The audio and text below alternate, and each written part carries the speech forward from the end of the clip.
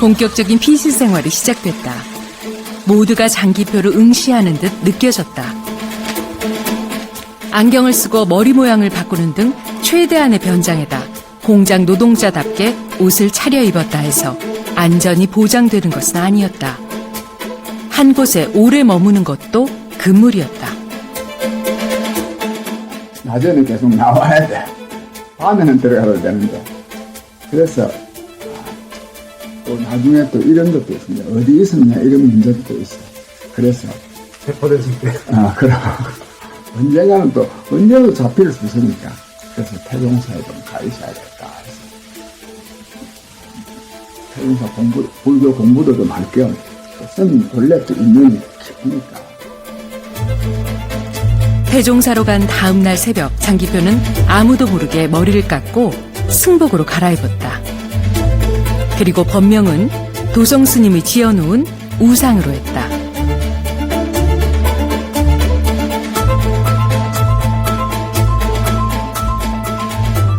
중앙정보부 같은 데 가서 수사를 받을 때는 계속 뭐 밤에도 수사를 받다가 어떤 때는 자기들도 지치고 그러면은 나 혼자 딱 밀폐된 방에다가 이제 갖다 넣는 거예요.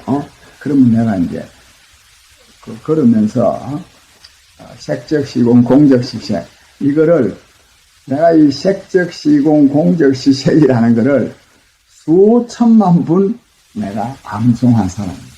내가 혼자서. 고난과 시련을 겪는 장기표에게 불교는 커다란 힘이 돼주었다. 장기표는 절에서 공양주 노릇과 법당 짓는 인부들 밥해주는 일을 하면서도 불교 공부를 게을리하지 않는다. 자기가 행복하는 데 있어서 가장 중요한 게 뭐냐? 자기가요, 이 우주 공간에서 존엄한 존재라는 것을 알아야 돼요. 스스로. 그럼요.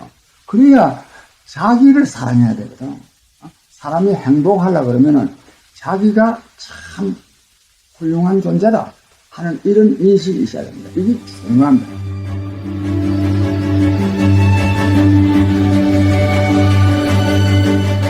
일 년 2개월 동안의 수도 생활에도 불구하고 세상을 바꾸고자 하는 장기표의 번뇌는 계속됐고 끝내 태종사를 떠나게 된다. 나는 원래 세상을 바꾸려고 하는 사람이기 때문에 세상을 바꾸려고 그러면 불교가 중요한 사상적 지침은 될 수가 있지만 결국은 정치를 통하지 않으면 세상을 못 바꿉니다.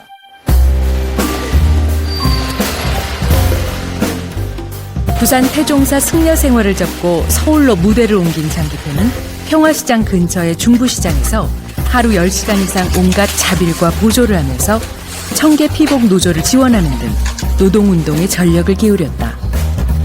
이 시기는 전태일이 그토록 가슴 아파했던 노동자들의 참상을 경험해 볼 수 있었던 직접적인 계기가 되기도 했다. 그러던 중 장기표의 인생에서 가장 중대한 사건이 벌어지게 된다. 선배 부부의 소개로 첫눈에 반한 평생의 반려자 아내 조무아를 만나 가슴에 새긴다.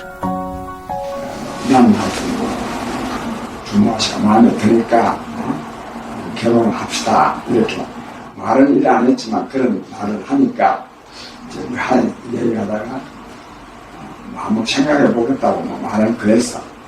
이제 다음에 만났어. 만났더니 한 일주일 후에 만났어. 만났는데 자기는 안 한다 그랬더라고. 그래서 근데 왜 안 한다고 꼬치꼬치 물었더니 자기 친구하고 의논을 했는데 친구한테 말해봤는데 그런 사람하고 하면 안 된다. 그래서 안 한다. 그래서 내가 딱 생각이 났어. 그러면 친구한테 의논하면 안 된다고. 친구가 그 예수에 있는 사람하고 결혼하러 가겠냐. 국문학을 전공한 여선생님에게 34세의 노총각 수배자라니 주변의 반대가 어쩌면 당연한 것일 수도 있었다. 하지만 장기표의 끈질긴 구애로 조무아의 마음을 얻는 데 성공한다. 수배 상태에서 계속 만나다 보니까 이제 본인도 다급하고 저는 또 그걸 보는 입장에 다급해서 결국은 이제 도와줄 수밖에 없는, 그러다가 보니까 이제 뭐 그런 합의를 본 거죠. 같이 지내기로. 그러니까 좀 또 젊기도 하고 그러니까 약간의 정의감이라든지 또는 뭐 측은지심 같은 거 이런 게. 그래서 저는 나중에 측은지심이라고 그러는데 그런 게 이제 발동하면서 도와줘야 되겠다. 그런 마음이 이제 저절로 드니까 둘이서 같이 이제 방법을 모색하게 된 거죠. 1976년 7월 10일 아무도 모르게 신당동 재래시장 다방에서 찻잔을 앞에 놓고 조촐히 결혼식을 치른 둘은 부부가 된다.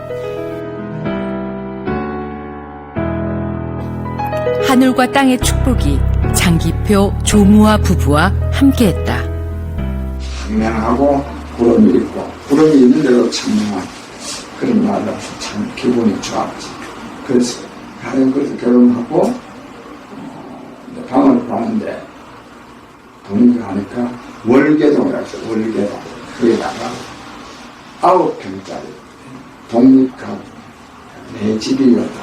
많이 보는데 9평짜리 방 한 개에 부엌이 조그마한 게 있고 방 한 개, 거기 가서 살았지. 천국인 줄 알았던 신혼의 단꿈은 그리 오래 가지 못했다. 신혼 6개월 만인 1977년 2월 평화시장 다방에 사람들을 만나러 갔다가 중앙정보부에 체포되고 만다. 설 직전이라 그들을 미행하는 사람이 없는지를 살피지 않은 것이 실수였다. 아내 조무아의 고난도 함께 시작됐다. 보게 됐는데 그때는 뭐 너무 두렵고 깜짝 놀라서 뭐 어디에 뭐 대처하고 뭐 이런 방법도 전혀 모르죠. 그냥 근데 뭐 이제 하여튼 구속된 것 자체가 너무 두렵고 또 학교에는 사실 그때 모르고 있었어요. 그리고 또 저희 친정에서는 그냥 할 수 없이 방치 뭐 이런 상태니까 하여튼 뭐 황망하게 이를 데 없는데.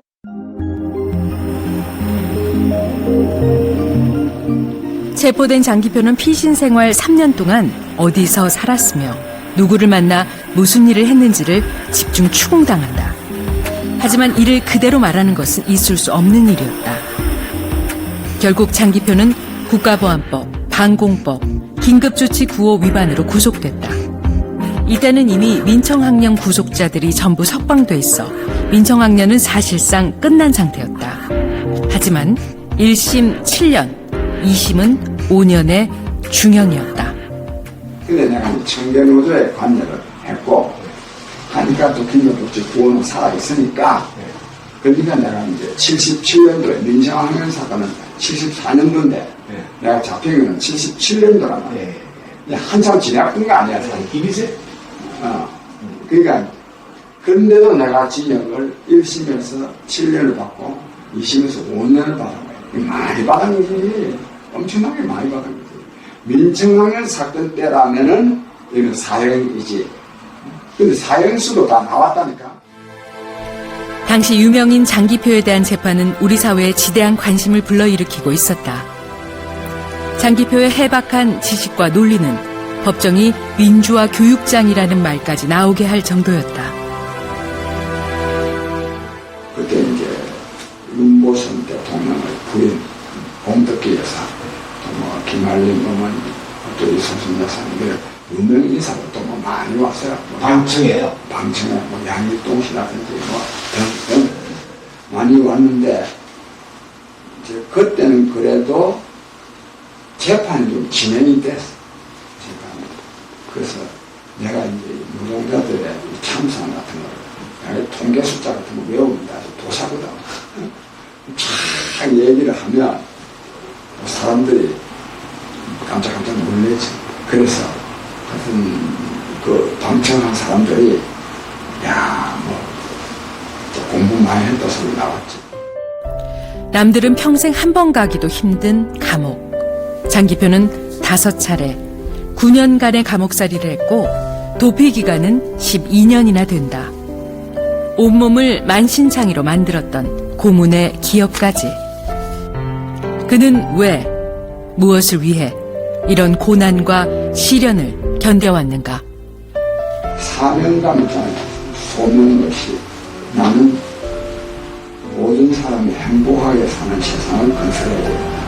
그런 세상을 바꿔야 된다. 그럼 이런 정치, 이런 국정, 이런 삶은 안 된다.